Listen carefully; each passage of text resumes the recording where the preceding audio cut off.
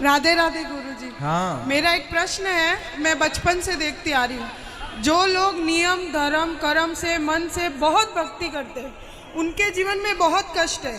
मैं भी ठाकुर जी को मानती हूँ, उनके इर्द गिर्द ही मेरे विचार रहते हैं, लेकिन इतने नियम मैं नहीं पालन कर सकती। जो थोड़ा होता है वो मैं करती हूँ, लेकिन जो ज़्यादा नियम पालन करते हैं इतना कष्ट में रहते हैं, फिर भी उनके साथ तर ब तर उल्टा होता ही जाता है।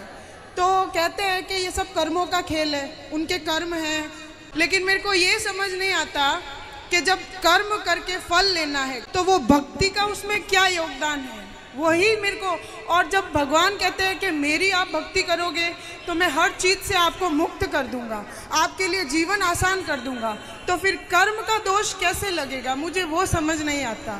वाह, सुंदर प्रश्न है, इसलिए ताली बजाओ।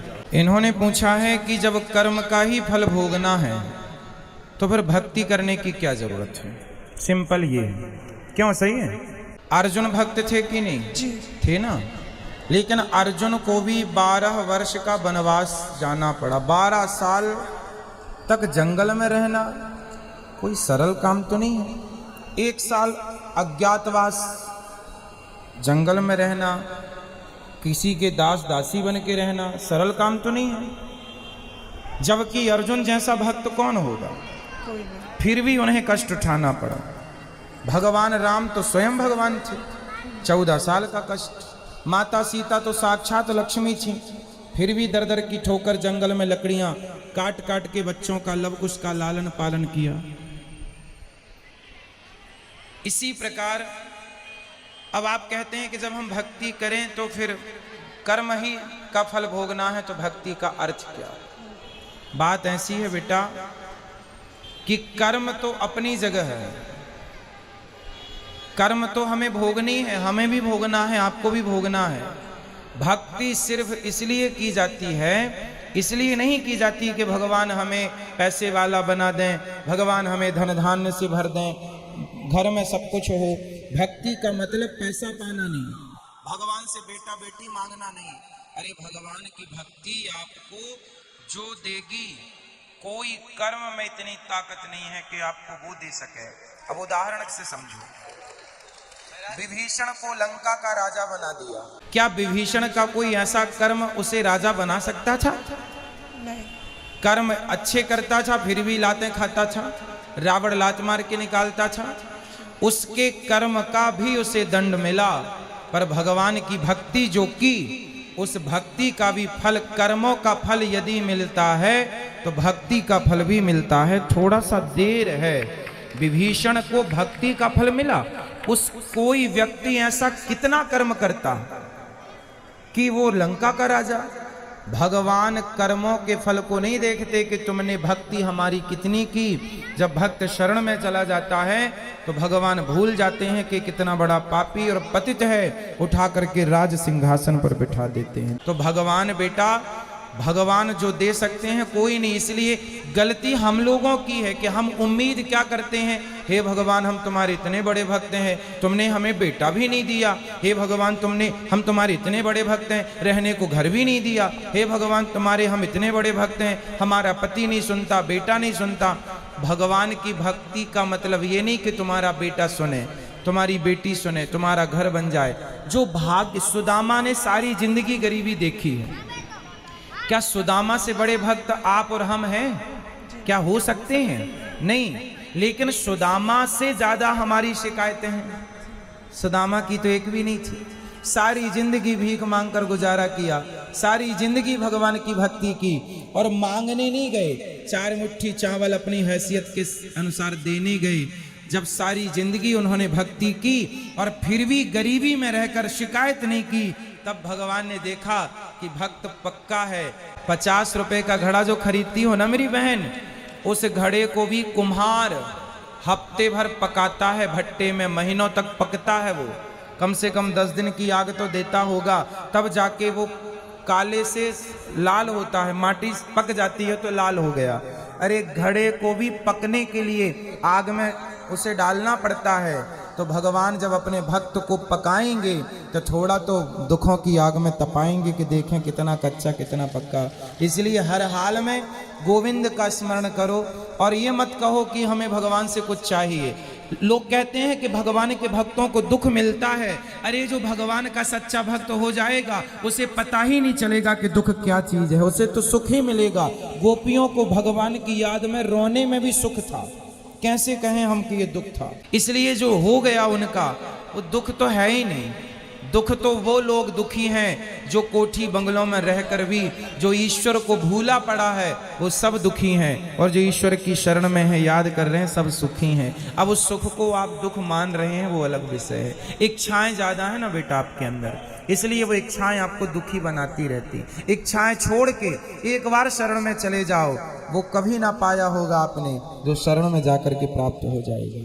एक बार सच्चे होकर गुरुजी एक प्रश्न और है, जैसे मैं आसपास देखती हूँ, मेरे आसपास जीवन में भी देखती हूँ, जो भक्त है चलो उनका मैं समझ गई कि वो दुख है क्यों है, भक्ति का क्या महत्व है। लेकिन जो भक्त को दुख दे रहा है, जो उसको गाली दे रहा है, उसको उस चीज़ का एहसास भी नहीं होता। मुझे नहीं समझ आता वो क्या सोचता है, वो ऐसा क्यों करता है, और उसका पूरा जीवन अच्छे से चल रहा होता है और वो भक्त रो रहा होता है, और उसका पूरा जीवन अच्छे से चलेगा। अगर उसको सजा मिलेगी तो वो भी मरने से कुछ दिन पहले, तो उसका जीवन तो मज़े से गया और भक्त का पूरा जीवन रोने में या कष्ट में तकलीफ में गया। तो फिर उसका भक्ति न करना या करना, उसमें क्या उसमें अंतर हो गया। फिर वो तो दुख दे के मज़े कर रहा है, अंत में 4 दिन भुगत लिया और फिर चल लिया।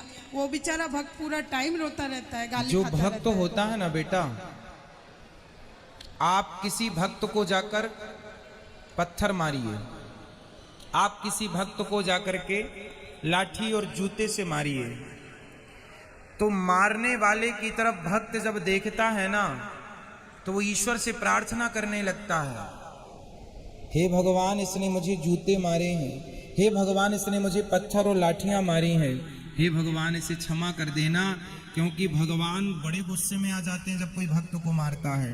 पर वो भक्त, आज की कथा सुनी आपने, द्रौपदी के 5 बेटों को मार डाला था अश्वत्थामा ने, और भगवान ने पूछा कि बताओ क्या करूं इसके साथ। तो द्रौपदी ने क्या कहा, छोड़ दो छोड़ दो। कोई भक्त यदि बदले की भावना रखे बैठा है तो भक्त हो ही नहीं सकता। भक्त तो ये चाहता है कि इसने गलती की है पर भगवान इस पर क्षमा करना, और भगवान क्षमा करते नहीं है।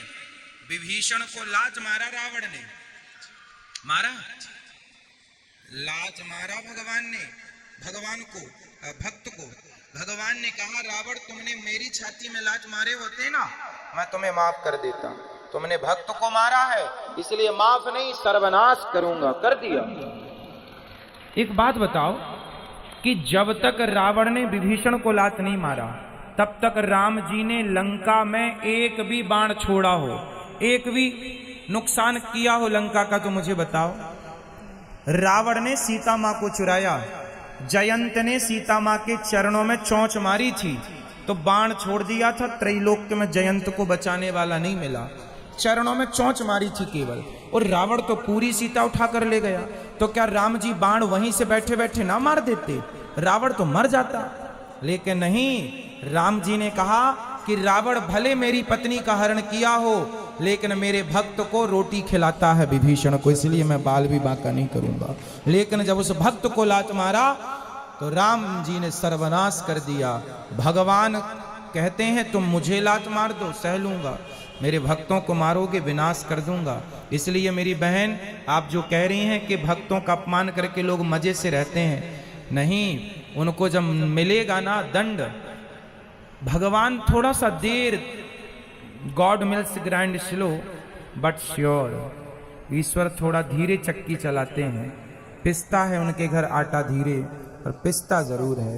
हिसाब तो पाई पाई का रखते हैं ना भगवान, जब देंगे ना तो खूब नाने याद आएगी। और आप ये मत सोचो जैसे मैंने, आप भक्त हो और मैंने आज आपको अपमानित किया, आपको मारा मैंने, तो आप तो भक्त हैं, आप तो मेरे से कोई ना कुछ ना कहेंगे और मैं तो मौत से रह रहा हूं।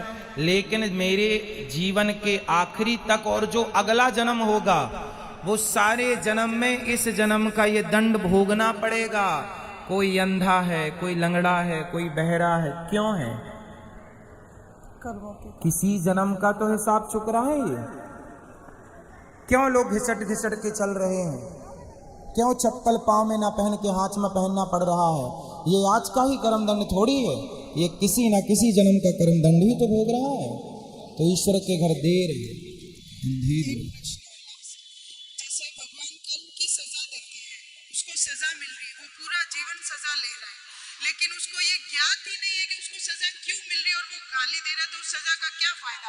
क्या नहीं हो सकता बेटा, ये तुम्हारे और हमारे हाथ में नहीं है, यही तो ईश्वर के हाथ में मिलेगा। बस ये श्योर है, ये कंफर्म है। बट ये नहीं कंफर्म है कि आपको किस दंड पाप का। भीष्म पितामह को बाणों की सैया मिली। भीष्म पितामह ने कहा कि मैंने तो कोई पाप नहीं किया, मैंने तो कोई अपराध नहीं किया, मैं तो अपने 20 जन्म पुराना मैं जानता हूं। भगवान ने कहा 20 जन्म तक तो जानते हो, 20 जन्म के पहले 21वां जन्म देख लेते तो मिल जाता।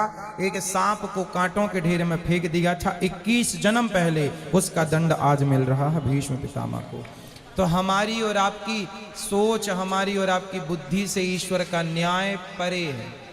महाराज जी, जैसे मेरे जीवन में है, मेरे साथ कुछ बुरा होगा, कुछ समय के लिए बुरा लगेगा, लेकिन मैं सोचूंगी कि शायद ये मेरे कुछ कर्मों की सजा है, फिर मैं माफ़ी भी मांगूंगी, तो क्या मुझे वो माफ़ी मिलेगी उस भाव के साथ, उस फील के साथ? यदि हमने कोई अपराध किया हो और हम सिर्फ भगवान की शरण में चले जाएं, तो भगवान कहते हैं सन्मुख हो ही जीव मोहि जबहि, जन्म कोटि अघनासहि तबहि, अघमेंस पाप। जो मेरे सन्मुख आकर मेरा हो जाता है, मेरे में आत्मसमर्पण कर देता है, मैं उसका हो जाता हूं और उसके सारे अपराधों को क्षमा कर देता हूं।